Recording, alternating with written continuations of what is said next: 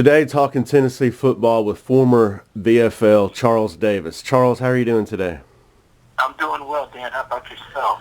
Doing pretty well. Just at the point on the calendar, just recapping the spring, going into summer workouts and then fall camp. What's your thoughts overall post-spring for the Tennessee Volunteers and the program Butch Jones has going? Yeah, I think that the needle continues to track upwards, which is what it's really been doing since the time Coach took over. I mean, the only tangible results you have are on field. You know, what's your record at the end of each season? And I think most coaches are kind of in Bill Parcells' school. You are what your record says you are. You know, that sort of deal. But this is a program that needed a fresh voice, a fresh feel, a fresh start. And Coach Jones and his staff have definitely given Tennessee that from the moment he was announced at his press conference. And recruiting is up. They play better on the field. They're way more competitive. They're starting to, last year they won some games that, people were saying, okay, you got to beat someone that counts. And I would say I'm one of the first voices that says that. I mean, no disrespect to any other schools in the conference or anywhere else. I never do. I respect all of them. But in Tennessee, you don't hang your hat on beating Kentucky and Vanderbilt. You hang your hat on beating those teams that traditionally play for conference titles. That means you got to beat Georgia. That means you've got to beat, in recent years, South Carolina's jumped into that fray. That means you've got to beat Florida. On the west side, we know all about the west. So last year, Tennessee extremely competitive at Georgia. Todd Gurley played. We had more than a few opportunities to win that game. Didn't pull it off. South Carolina, huge comeback win, getting that done. Those are the types of games that you get looked at and you say, okay, are we making progress? I'd have to say the answer for Tennessee is definitely yes, and there's a renewed optimism in the program, among the fan base, among all people who are connected with Big Orange Country. Yeah, you mentioned the South Carolina game and Josh Dobbs, I guess you could say first full game last year. Of course, he came in the Alabama game and had a nice little comeback there and almost made that game interesting at the end. But it seems like Josh Dobbs, ever since he's taken the reign as the starting quarterback, it's just, other than the Missouri game, it's been all W's. What's your take on Josh Dobbs and in this system under Coach DeBoer going for, in the future? I'm also excited about Josh. Just getting him in the recruiting process was a big deal. I can't say exactly what his major is. It's way above my head. But it's the type of major that he's turning down Stanford to go to Tennessee. And that's a big, big deal for us. Because, look, let's face it, we talk about football first and academics second at most Southeastern Conference schools. But we always do that and give short shrift to a lot of these kids who actually do a really nice job in the classroom. And Josh is obviously one of those kids.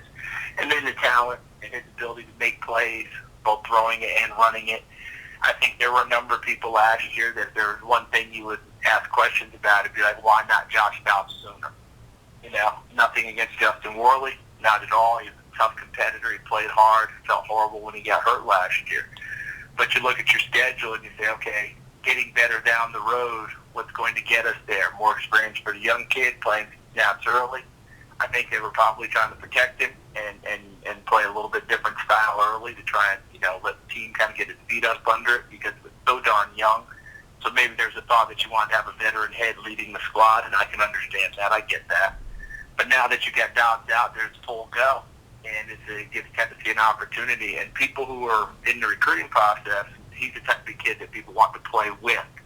So when you're out there recruiting, like, hey, look, you got to play with this kid.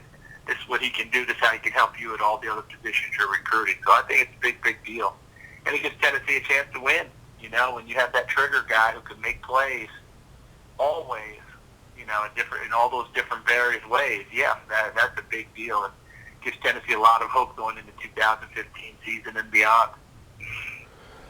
Well, you mentioned earlier that Tennessee, just progressing, start beating teams that they really haven't beaten, and of course South Carolina, Butch Jones is 2-0 against. the Georgia monkey still on their back. I think for this 2015 season, I think Tennessee needs to overcome Missouri and Florida, and then Georgia. I think Tennessee and Georgia are going to be the top two teams on the east side. And the west side, I think it's going to be Auburn and Alabama. And I think the winner of those two games will probably represent the two teams in Atlanta. What's your thoughts on Tennessee and Georgia maybe being the top two teams on the eastern side, and maybe Auburn and Alabama top two on the west side? I'm going to take your word for that part of it. I'm not as deep into who the favorites are at this time and who aren't, but it makes perfect sense to me. And Tennessee has to find a way, though. Look, Florida last year should not have been an L. Okay? And the way the college game is played, and I think everybody knows it, when you kick field goals, you do enough to get yourself beat. The Green Bay Packers found that out in the NFC Championship game. Didn't press it, didn't get the touchdowns against Seattle. You kick field goals against teams that play pretty good defense in today's game, they laugh at you going off the field. They're like, hallelujah, you didn't press it. Okay, cool. Field goal? Nothing. Because in today's game, everybody scores. So that's what put Tennessee in jeopardy last year. They've got to get over the hump with teams like that, continue to keep moving forward. But, yeah, I keep hearing a lot of conversation about Tennessee being one of the leading teams for this season. Well, in order to be that, they've got to win these games that they're supposed to win now. And that's a beautiful thing, because you know as well as I do, Dan, in recent years, no one thought they could win those games. And that tells you where the program has progressed, because now they're in that conversation, and there's an expectation. And I think any coach that coaches any player that plays would much rather deal with expectations rather than being the perennial, oh my God, what a surprise you guys are. For programs like Tennessee, that gets old. Okay, you're not supposed to be a surprise every year. You're supposed to be one of the ones that everyone takes a shot at, and you're supposed to be good enough to repel their shot. That's what Alabama does, right? That's what LSU's done. That's what Auburn has done in recent, throughout their time. Georgia, Florida, Tennessee's one of those programs. It's time to get back to being that, and that's where they're headed. Well, Charles, you were on the 1985 Tennessee Sugar Bowl SEC championship team. It's 2015. That was 30 years ago. Any plans to have a reunion or anything? Is that in the works yet, or no discussion at this point? I've not heard anything so far. I know we had a Big 20, and I wasn't able to get back for that because I was working another game. It felt very weird that night knowing that was going on, and I was working UCLA Cal out in the Rose Bowl. I thinking I'd really rather be in Knoxville right now, being with my teammates and coaches. But I have not heard that yet, but I certainly hope that there is one, and I sure hope there's an opportunity for me to get back for it, because I'd sure love to see everyone. Well, talk about that team briefly, about the 85 team going into the Miami game, big underdogs, and you guys just strapped it on, came out there and just took it to Miami, and that was a very good Miami team. Oh, it was an excellent Miami team, and I think that if you just looked at their talent level versus our talent level, and then if you just go ahead and extrapolate who went on to the NFL and had big-time careers versus our guys, you can see it was there was a disparity, and you can understand why they were rated the way they were. We just forced ourselves into being a team, and it sounds very cliche, but every week different people stepped up. Every week different people did more than what people had expected of them. And in the Miami game, we went into it with supreme confidence. We didn't go into it intimidated. We didn't go into it feeling like, oh my God, we're playing the Miami Hurricanes. We felt like we were pretty darn good too. We wanted to see if they were going to respect us, because the entire time we were in New Orleans, they really didn't. You'd run into them out there and they'd sneer at you. And I remember Alonzo Highsmith is a great scout in the NFL now. He and I see each other all the time, and I tease him from time to time about it. He said, he was asked about the Vols, and he said, don't they know about Vols or A-E-I-O-U? And it was a great line, just a terrific line. But it told us really what they thought about us. And they were more concerned about what was happening with Oklahoma Penn State in the Orange Bowl, because they knew if they beat us, which they expected to do, and Oklahoma beat Penn State, they had a great case. And that win head-to-head should be enough for them to win both polls and at the time the AP-UPI and win the national championship.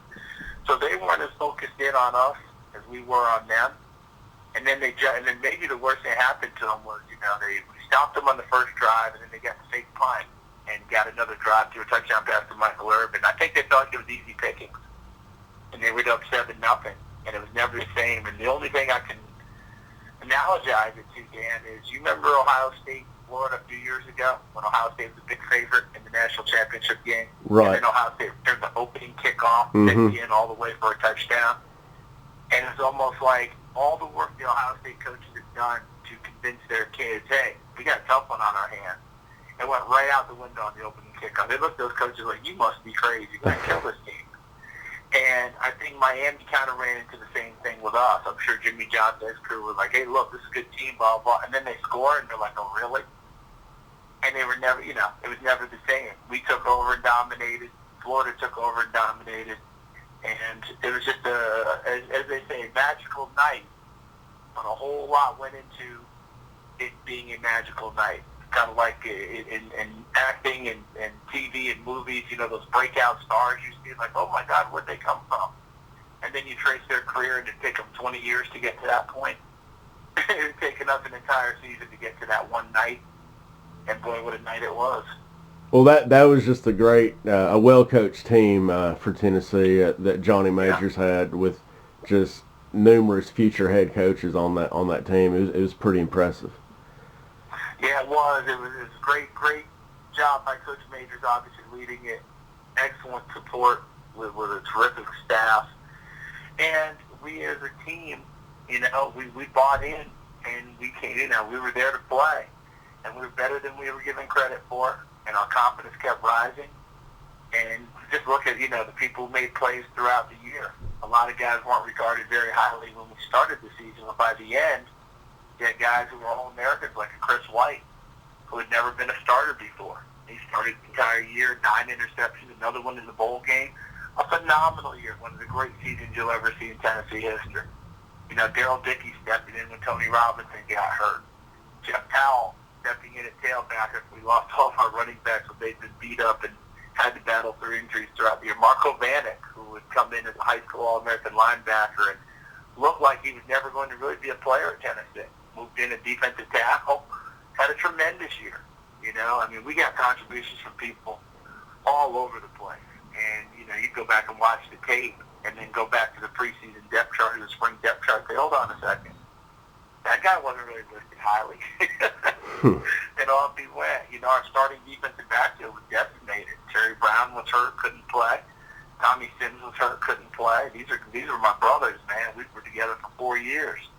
So you look over, and Victor Pepper steps in, Andre Kramer steps in, Terry McDaniel steps in. Terry became an All-Pro in the NFL, a former receiver. So we can go on all day, and I could bore you forever, because you brought back a great memory for me. You can see it's just uncork the bottle where all the emotions come over now. Well, hopefully. What a great time that was, and I will love those guys forever and ever. Well, knowing Butch Jones, I'm sure with him bringing back all the old BFLs that he may have something up his sleeve for the 30th anniversary. Knowing Coach Jones, it wouldn't surprise me at all. Coach Jones has done a fantastic job of coming to Tennessee and becoming involved very quickly. He hasn't kind of viewed us as we're not a stepping stone, we're not a place. We were truly a destination for him.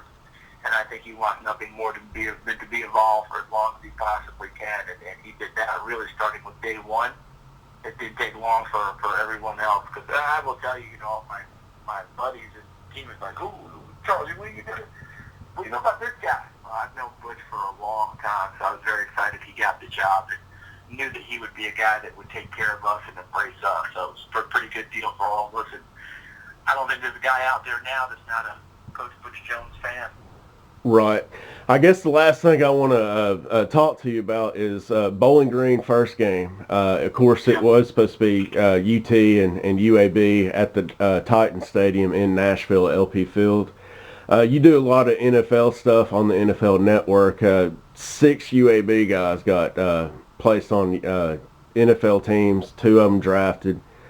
Just kind of what I don't know if you've kept up with the story about UAB cutting their football program. What's your thoughts on that? With a lot of news coming out saying it was pretty much a plotted attack on that. Yeah, I'm not surprised. This has been around for a long time with UAB because they fall under that Alabama Board of Trustees and the whole deal. So it wasn't a major shocker to me when it all went down. You are ultimately surprised when the program gets scrapped, but very quickly, look, they've hired a ball to be their athletic director, Mark Ingram. And we know Mark has a tremendous football background, and already in that short amount of time, I've heard that the president who helped kill it, Ray Watts, has announced that by June 1st, they may be bringing back UAB football. So yeah, it's pretty wild. It's a pretty wild deal because, all these kids have had to transfer out, find other homes. You would be starting from scratch, essentially. But it just tells you the passion for football, no matter where it is. And even though UAB, you would look at them and say, okay, you say there's all this passion. There's no one here on game day.